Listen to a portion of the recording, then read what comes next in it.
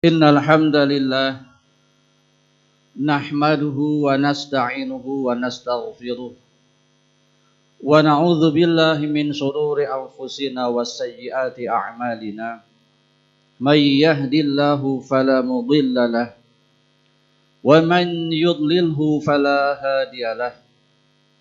Ashhadu an la ilaha illallah wahdahu la syarikalah wa ashhadu anna Muhammadan abduhu wa rasuluh. Allahumma salli wa sallim wa barik ala nabiyyina Muhammadin wa ala alihi wa sahbihi wa man tabi'ahum bi ihsanin ila yaumiddin. Faya ayyuhal hadirun usikum wa nafsi bi taqwallah faqad fazal muttaqun. Kama qala Allah Ta'ala fil Qur'anil Karim, a'udzu billahi minasy syaithanir rajim. Ya ayyuhalladzina amanu taqullaha haqqa tuqatih wa la tamutunna illa wa antum muslimun. Amma ba'd. Fa inna asdaqal haditsi kitabullah wa inna khairal hadi hadiyu Muhammadin sallallahu alaihi wasallam wa syarrul umuri muhdatsatuha wa kullu muhdatsatin bid'ah wa kullu bid'atin dhalalah wa kullu dhalalatin finnar. Masyiral muslimin jamaah Jumat yang saya hormati dan dimuliakan oleh Allah Subhanahu wa taala. Bulan Rabiul Awal kita masuki. Maka sangat wajar jika di bulan yang diyakini Nabi kita Muhammad sallallahu alaihi wasallam dilahirkan, maka akan banyak perbincangan tentang beliau. Dari yang sekedar memperbincangkannya di khutbah Jumat, atau membuat forum khusus, atau bahkan sebagian saudara kita yang membuat peringatan-peringatan. Hadirin yang saya hormati dan dimuliakan oleh Allah Subhanahu wa taala. Masa kecil-kecil dulu, ya termasuk saya yang dari kampung, cukup merasa berbahagia jika Rabiul Awal tiba. Karena di kampung biasa ada peringatan. Kita di masjid diadakan penampilan-penampilan. Dan juga ceramah tentu saja. Dan yang paling menyenangkan banyak makanan. Itu dulu kita kecil-kecil seperti itu. Tetapi ketika kita mulai beranjak dewasa, apalagi di dunia sekarang arus informasi datang demikian cepat kepada kita. Tiba-tiba kita menjadi tahu atau tiba-tiba tahu secara tidak disengaja. Ada orang yang mengatakan tidak boleh mengadakan peringatan. Dan seterusnya dan seterusnya. Tentu ini adalah hal yang bagus bagi kita sebagai masukan. Yang setelahnya kemudian kita menjadi studi, mempelajari. Ini yang benar yang mana? Ini yang kata harus memperingati juga ustadz terkenal. Banyak pengikutnya. Yang tidak boleh juga begitu. Akhirnya muncul perasaan ingin mengetahui dan seterusnya. Dan hal seperti inilah yang semestinya kita lakukan. Hadirin yang saya hormati dan dimuliakan oleh Allah Subhanahu wa taala. Jangan kata apapun sebelum kita mempelajarinya sendiri dengan sepenuh kekuatan. Kemudian menyimpulkan.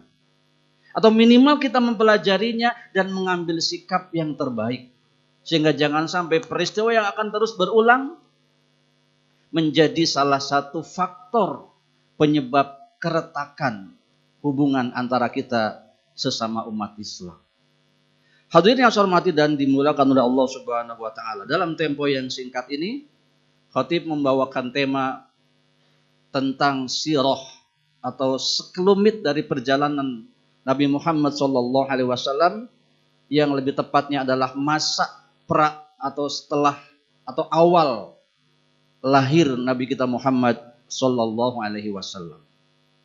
Sebagai pembatas dari pembicaraan kita, seluruh hal yang kita kaitkan dengan pembicaraan sirah nabawiyah, terkhusus Nabi kita Muhammad sallallahu alaihi wasallam, adalah agar kita bisa memahami bahwa tujuan Nabi dilahirkan, tujuan diangkatnya seorang Nabi dan Rasul adalah sebagai uswah hasanah, sebagai contoh, sebagai teladan.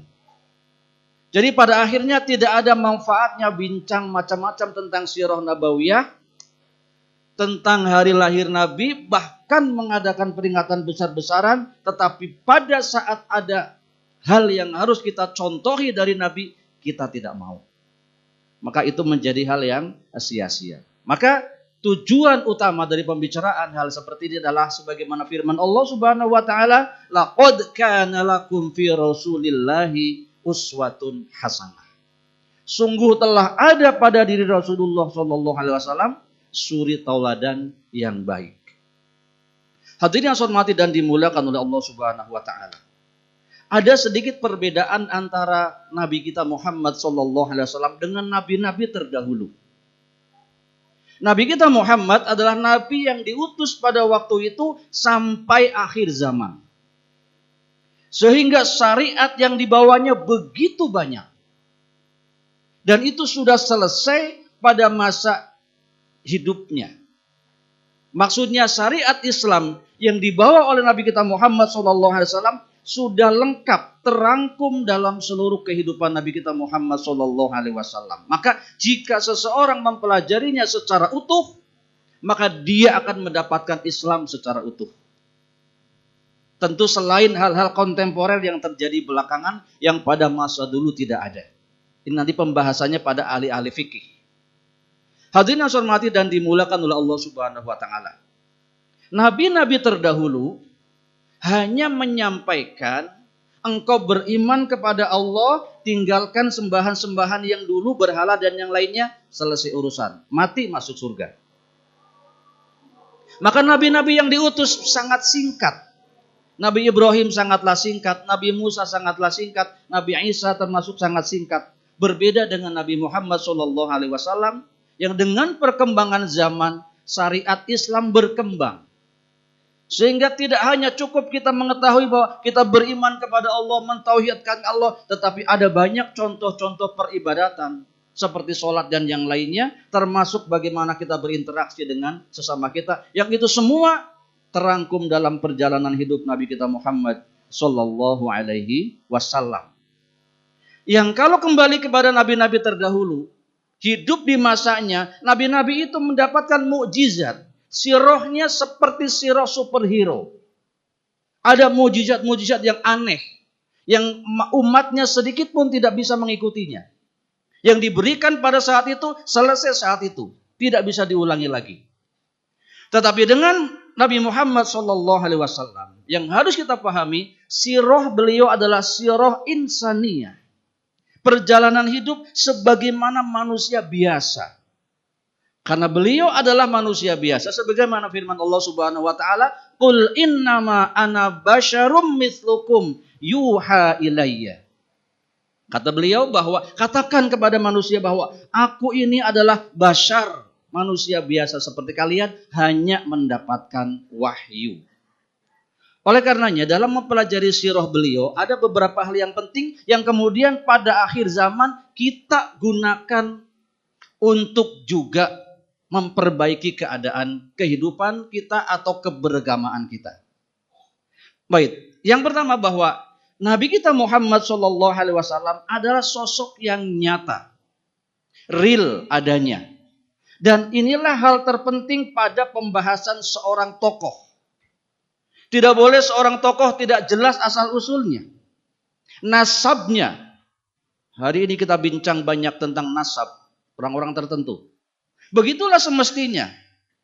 Tidak boleh kita mengatakan tidak peduli dari mana dia, selama ini kita panggil dia AA, tidak bisa berubah. Tidak. Perkara tokoh adalah perkara nasab. Yang sangat penting, jelas asal-usulnya. Ditakdirkan Nabi kita Muhammad Sallallahu Alaihi Wasallam dari keturunan Arab, meskipun bukan Arab asli. Secara umum orang-orang Arab adalah orang-orang yang memegang teguh garis keturunan atau nasab.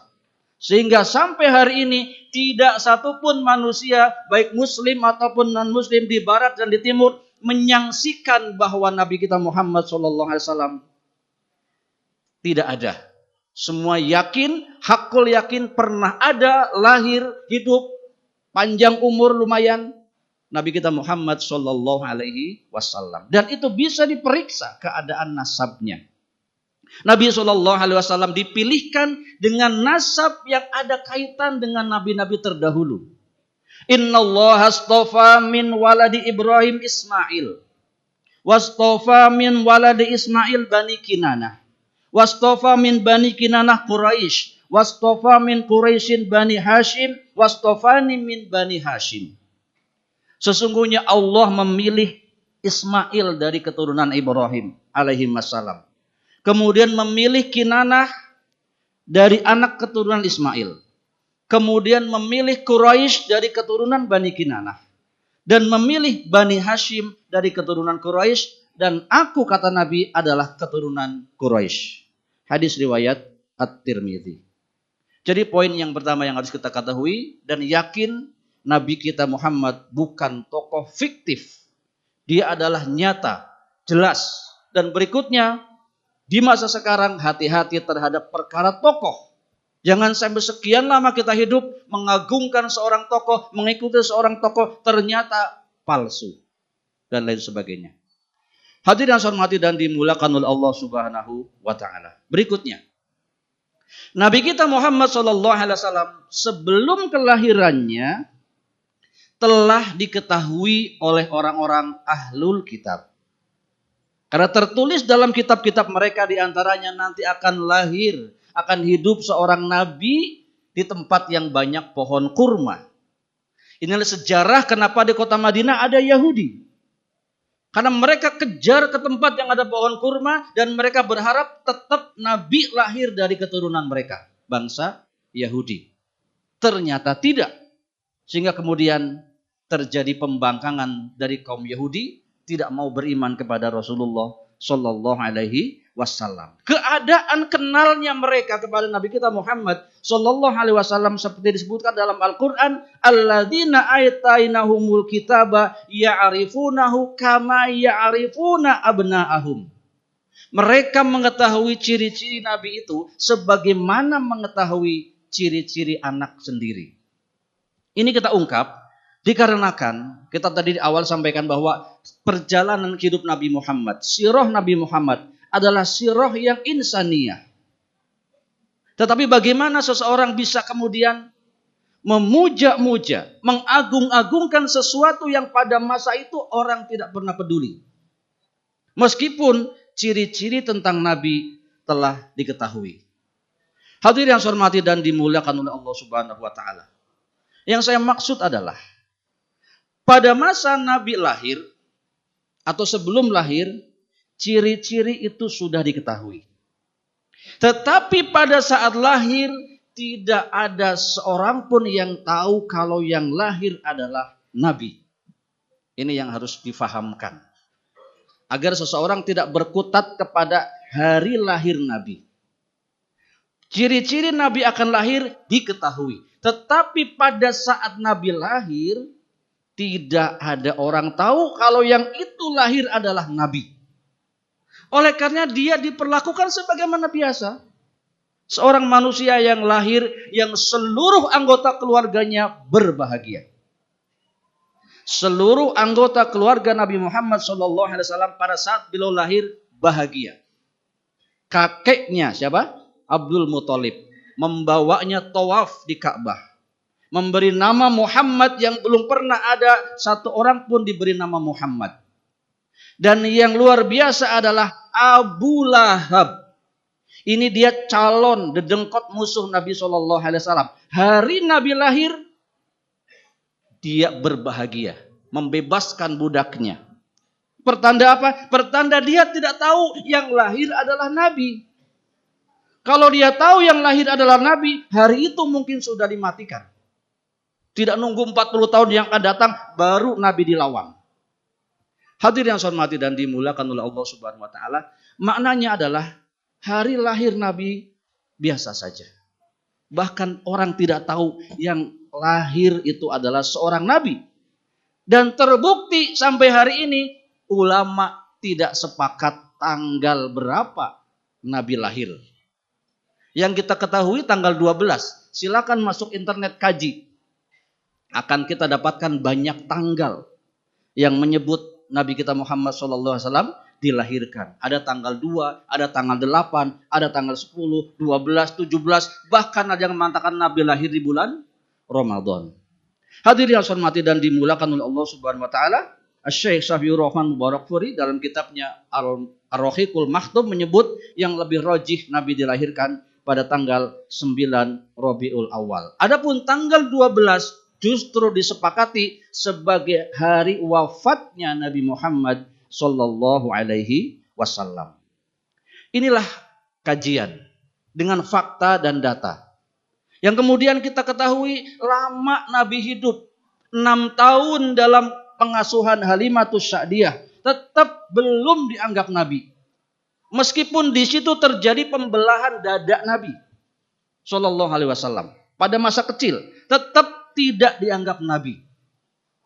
Sampai beliau remaja, menikah, belum ada mengatakan beliau adalah Nabi. Tetapi diistimewakan kenapa? Akhlak yang mulia sampai mendapat gelaran Al-Amin.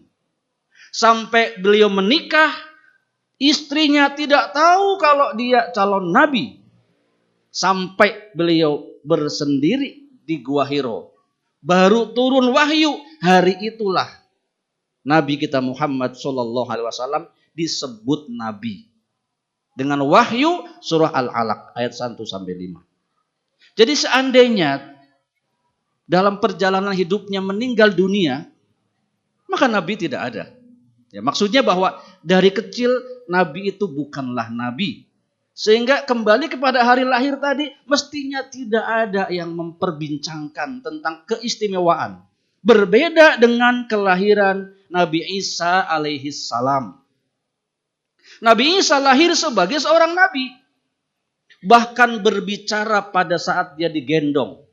Sehingga Allah Subhanahu wa taala memberikan sambutan, wassalamu alayya yauma wulidtu wa yauma amutu wa yauma ub'atsu hayya. Dan keselamatan semoga terlimpah kepadaku, maksudnya Isa alaihi salam, pada hari aku lahir, dilahirkan, pada aku meninggal, dan pada aku dibangkitkan. Surah Maryam ayat 33. Jadi perbedaan antara Nabi Isa dan Nabi Muhammad sallallahu alaihi wasallam. Maka pada saat usia 40 tahun, Nabi kita Muhammad sallallahu alaihi wasallam diangkat menjadi rasul. Kemudian diperintahkan berdakwah. Pertama beliau kumpulkan anggota keluarganya di satu lembah di Bukit Sofa. Nabi mengatakan, wahai kaumku, akankah engkau percaya jika di seberang sana ada pasukan akan menyerang kita? Mereka katakan, apa yang membuat kami tidak percaya kepadamu? Setelah itu mengatakan, sekarang apakah kalian percaya dan mau yakin? Aku adalah seseorang yang diutus oleh Allah untuk menyempurnakan agama kalian. Meninggalkan penyembahan-penyembahan berhala terhadap penyembahan Allah Subhanahu wa taala yang satu. Maka tampil manusia yang dulu pernah cinta, suka tatkala Nabi lahir, yaitu Abu Lahab. Alihadza jama'tana. Apakah dengan seperti ini, hanya untuk hal seperti ini kami dikumpulkan? Tabat laka, celaka engkau. Hari pertama Nabi ngaku Nabi, hari itu juga berputar 180 derajat otak Abu Lahab yang awalnya cinta menjadi benci. Langsung menjadi musuh berat dan turun surah Al-Lahab melaknat Abu Lahab. Tabbat yada Abi Lahabi wa tab. Inilah maksud daripada tidak nyambungnya antara hari lahir Nabi dan Nabi sebagai seorang Nabi. Maka jangan sampai kita menjadi orang-orang yang merasa sangat berbahagia. Kemudian mengadakan hal-hal tertentu khusus memperingati hari lahir Nabi. Tetapi pada akhirnya sikap kita seperti Abu Lahab. Membenci sebagian atau seluruh dari sunnah-sunnah Rasulullah Shallallahu Alaihi Wasallam. Maka terakhir makna kita mengetahui hari lahir Nabi Muhammad Shallallahu Alaihi Wasallam adalah mari kita bersyukur Nabi memang telah lahir dan hari lahir itu tidak ada apa-apa. Karena waktu itu juga manusia tidak peduli dengan lahirnya bayi itu karena belum disebut sebagai nabi. Dia adalah anak biasa saja. Anak seorang pembesar Arab biasa saja. Seandainya orang tuanya bukanlah pembesar Arab, mungkin lebih dicuekin lagi. Sampai-sampai ulama tidak ada yang sepakat kapan hari lahir beliau karena memang tidak ada orang yang perhatian. Tetapi dia tetap seorang nabi. Beliau tetap calon nabi. Perjalanan dari kecil sampai dewasanya sebelum diangkat menjadi nabi kita bisa ambil yaitu akhlak yang mulia. Perjalanan pergi ke Gua Hiro belum jadi nabi tidak boleh diambil sebagai contoh. Menyendiri pengen jadi nabi tidak boleh. Tetapi setelah diangkat menjadi nabi inilah pertaruhan kita. Akankah kita bisa menjadi umat beliau? Kata beliau, kullu ummati yadkhulunal jannah illa man aba. Semua umatku akan masuk surga kecuali yang tidak mau. Para sahabat penasaran bertanya, wa man ya'ba ya Rasulullah? Siapa itu yang tidak mau wahai Rasulullah? Kata Nabi, man ata'ani dakhalal jannah wa man asani faqad aba. Siapa yang taat kepadaku, dia calon surga. Dia yang enggan adalah yang bermaksiat kepadaku. Maksudnya adalah yang lebih penting dari urusan kepada Nabi kita Muhammad SAW adalah ikut sunnah-sunnah beliau. Sebagaimana di awal tadi katakan, beliau diciptakan sebagai uswah. Laqad kana lakum fi rasulillahi uswatun hasanah. Maka di bulan Rabiul Awal, di bagian awal ini, khatib mengajak untuk kita, ada baiknya kita kaji seluruh sirah nabawiyah yang tidak cukup dalam satu hari. Panjang perjalanan. Dengan mengkajinya timbul cinta. Karena mencintai beliau adalah wajib. Setelah itu hal yang terpenting dari cinta adalah ikut kepada sunnah-sunnah Rasulullah Sallallahu Alaihi Wasallam. Demikian semoga bermanfaat. Barakallahu li wa lakum fil Qur'anil azim wa nafa'ani wa iyyakum bima fi minal ayati wa dzikri hakim wa taqabbala minni wa minkum tilawatahu innahu huwal ghafurur rahim.